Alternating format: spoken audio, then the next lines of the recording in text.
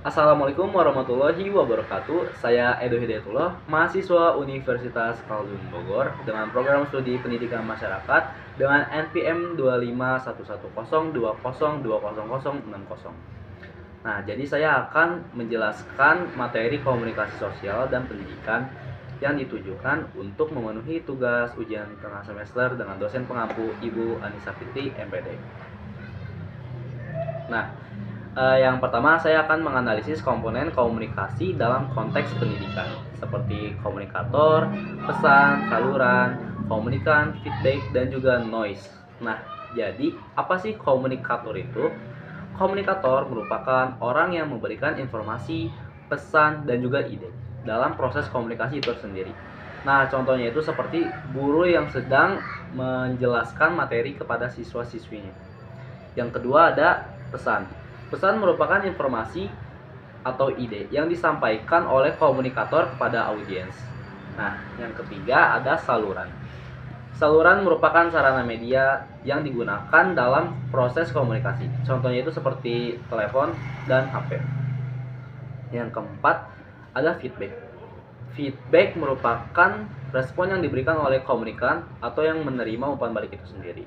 Nah, contohnya itu misalkan saya memberikan umpan balik kepada Jabo karena dia sering kesiangan ketika masuk kelas buarin. Nah, terus si Jabo ini tuh minta saran kepada saya, gimana sih dok, biar nggak kesiangan mulu gitu.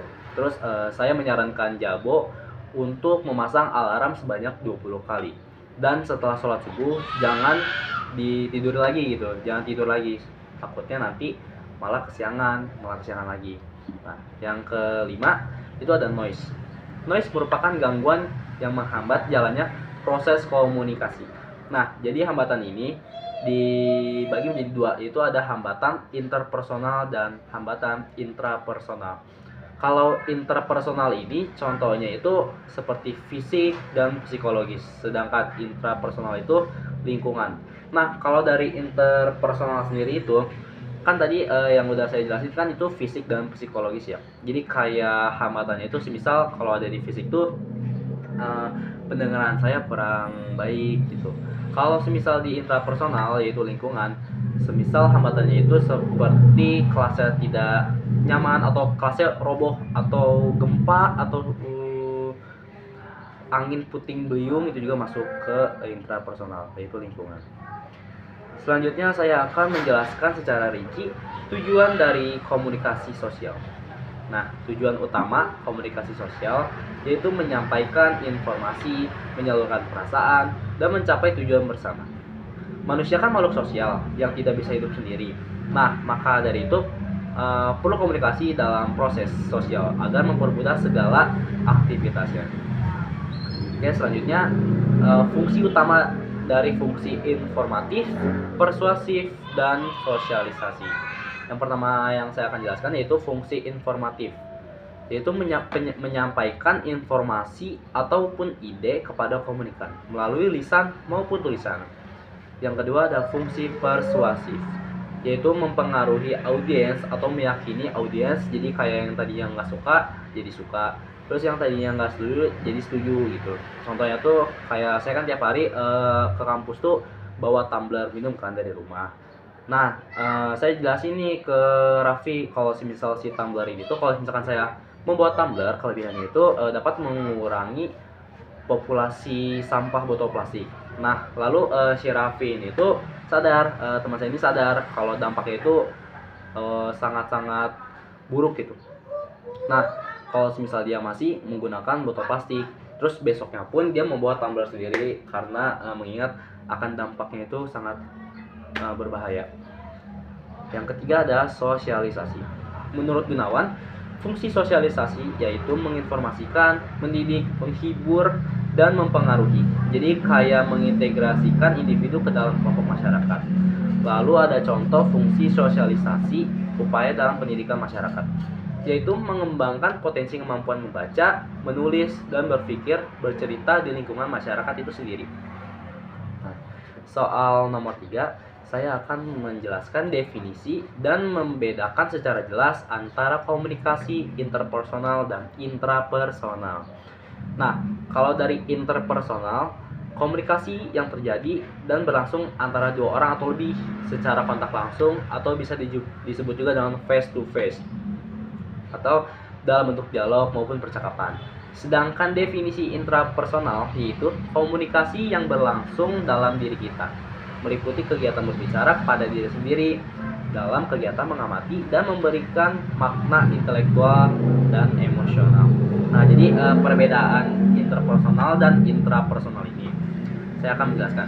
Kalau interpersonal itu melibatkan dua orang atau lebih dan umpan balik secara langsung. Sedangkan intrapersonal ia hanya melibatkan satu individu yang terjadi dalam pikiran seseorang tanpa melibatkan orang lain. Nah, mengapa sih intrapersonal ini sangat penting untuk proses pendidikan dan pengembangan?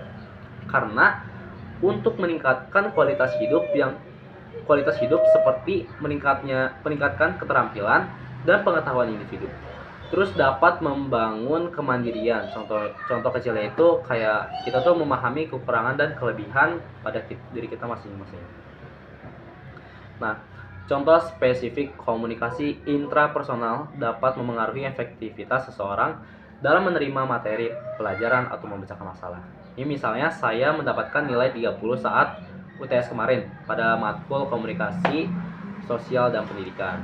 Tetapi saya tidak patah hati, saya mulai refleksi diri dan belajar terus agar mendapatkan nilai yang lebih tinggi dari yang sebelumnya. Jadi saya tuh kayak termotivasi gitu deh, termotivasi oleh diri sendiri. Lalu yang keempat ada analisis kualitas interpersonal. Saya akan menjelaskan mengapa komunikasi interpersonal yang efektif sangat krusial dalam hubungan sosial dan konteks pendidikan. Kalau dari hubungan sosial itu seperti membangun kepercayaan dan meningkatkan empati. Kalau membangun kepercayaan yaitu komunikasi yang efektif membantu kepercayaan antara individu yang merupakan dasar dari hubungan sosial yang sehat. Kalau dari meningkatkan empati yaitu komunikasi yang efektif memungkinkan individu untuk memahami dan menghargai perspektif orang lain sehingga meningkatkan empati dan hubungan sosial. Kalau dalam konteks pendidikan itu ada meningkatkan pembelajaran dan membangun hubungan antara guru dan siswa. Saya akan menjelaskan meningkatkan pembelajaran. Oke, jadi komunikasi yang efektif antara guru dan siswa dapat meningkatkan proses pembelajaran karena siswa dapat memahami materi dengan lebih baik dan mengajukan pertanyaan dengan lebih percaya diri. Lalu membangun hubungan guru antara siswa. Nah, komunikasi yang efektif dapat membangun hubungan yang positif antara guru dan siswa sehingga meningkatkan motivasi dan minat siswa dalam belajar. Kemudian ada tiga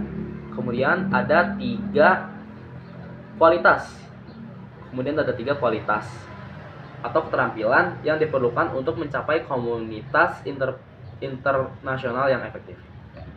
Yang pertama ada empati, yang kedua ada active listening, yang ketiga ada kejujuran. Saya akan menjelaskan empati terlebih dahulu.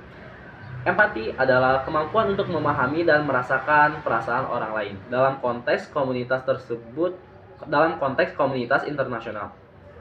Empati sangat penting untuk memahami perbedaan budaya, tradisi, dan nilai-nilai yang berbeda-beda. Dengan memiliki empati, individu dapat lebih mudah beradaptasi dan berinteraksi dengan orang-orang dari latar belakang yang berbeda, sehingga meningkatkan kerjasama dan pemahaman antar budaya. Lalu yang kedua ada active listening. Active listening adalah kemampuan untuk mendengarkan dengan seksama dan memahami apa yang dikatakan oleh orang lain. Dalam komunitas internasional, active listening sangat penting untuk menghindari kesalahpahaman dan memastikan bahwa pesan yang disampaikan dapat dipahami dengan benar oleh semua pihak.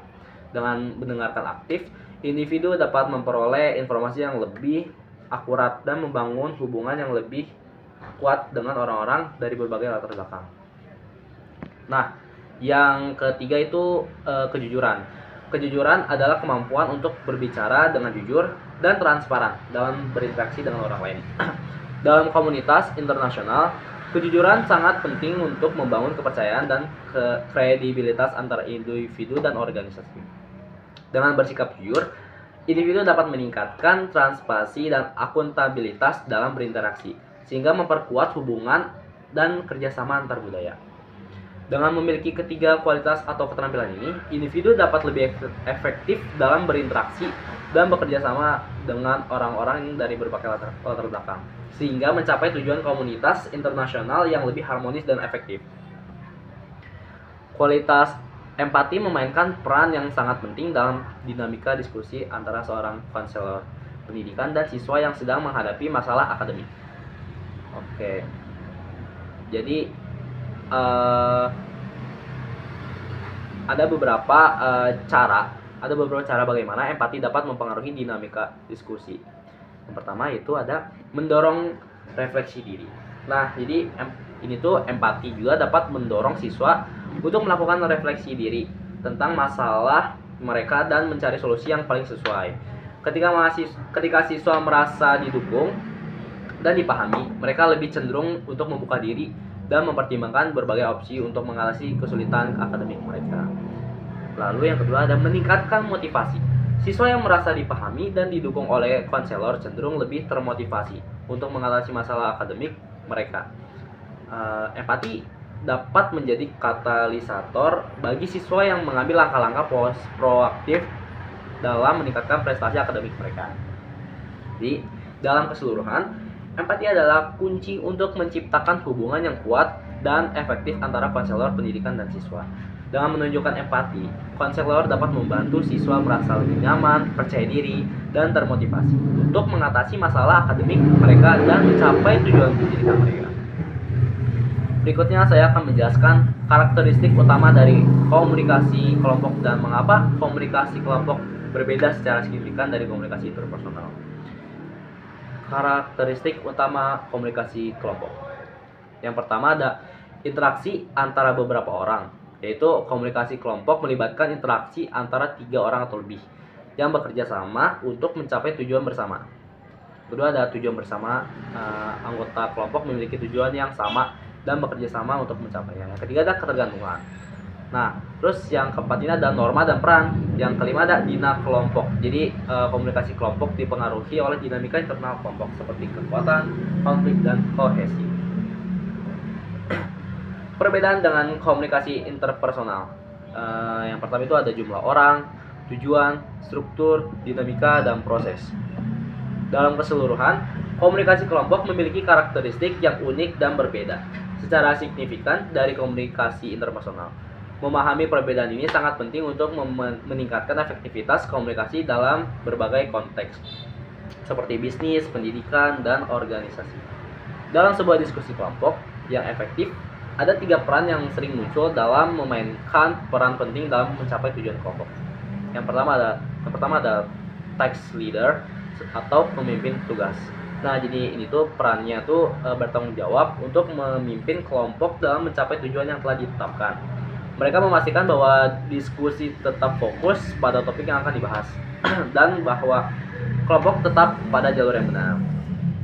Lalu dari karakteristik pemimpin tugas itu biasanya memiliki kemampuan analitis yang kuat, dapat memprioritaskan tugas dan memiliki kemampuan untuk membuat keputusan yang efektif. Contohnya itu dalam sebuah proyek kelompok, task leader mungkin bertanggung jawab untuk membuat jadwal, membagi tugas, memastikan bahwa setiap anggota itu kelompok memahami peran mereka dan mencapai tujuan. Lalu yang kedua ada social emotional leader, pemimpin sosial emosional. Nah, jadi perannya itu social emotional leader bertanggung jawab untuk memelihara hubungan antar anggota kelompok dan menciptakan lingkungan yang positif dan mendukung. Mereka memastikan bahwa setiap anggota kelompok merasa didengar, dihargai, dan memiliki kesempatan untuk berpartisipasi.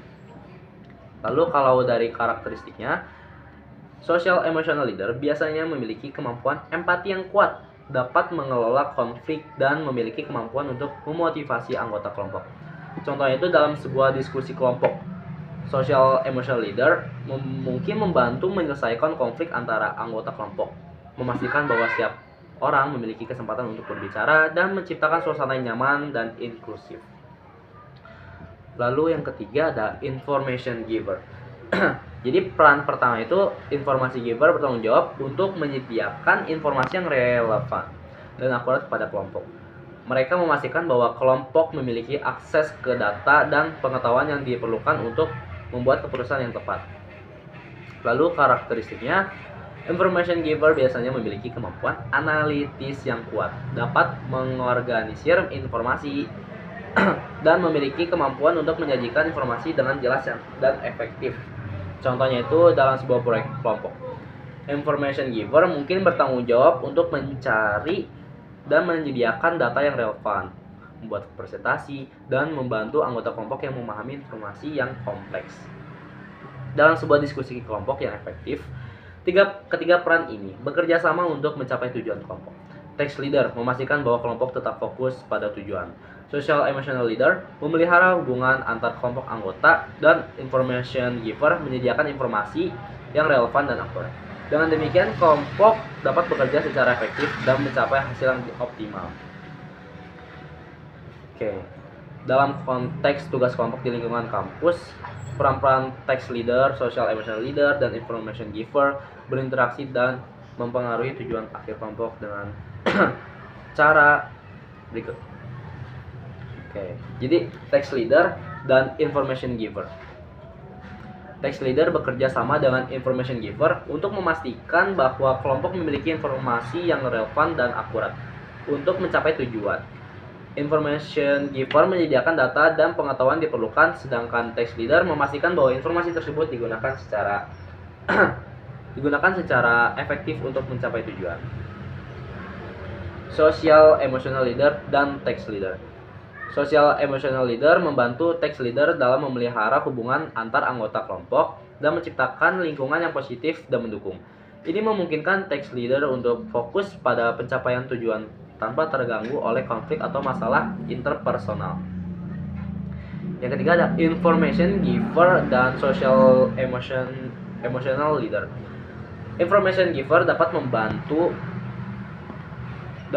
social emotional leader dalam menyediakan informasi yang relevan dan akurat untuk membantu kelompok memahami kebutuhan dan perasaan anggota kelompok. Social emotional leader ini kemudian dapat menggunakan informasi tersebut untuk memelihara hubungan antar anggota kelompok dan menciptakan lingkungan yang positif. Pengaruh tujuan akhir kelompok itu pencapaian tujuan. Interaksi antara text leader, social emotional leader, dan information giver memungkinkan kelompok untuk mencapai tujuan yang lebih efektif. Text leader memastikan bahwa kelompok tetap fokus pada tujuan. Social emotional leader memelihara hubungan antar kelompok, dan information giver menyediakan informasi yang relevan dan akurat. Terus kualitas keputusan interaksi antara peran-peran tersebut juga memungkinkan kelompok untuk membuat keputusan yang lebih baik. Information giver menyediakan data dan pengetahuan yang diperlukan. Text leader memastikan bahwa keputusan dibuat berdasarkan informasi yang akurat, dan social emotional leader membantu kelompok mempertimbangkan kebutuhan dan perasaan anggota kelompok. Lalu yang ketiga ada kohesi kelompok. Interaksi antara peran-peran tersebut juga membantu meningkatkan kohesi kelompok. Social emotional leader memelihara hubungan antar anggota kelompok. Text leader memastikan bahwa kelompok tetap fokus pada tujuan.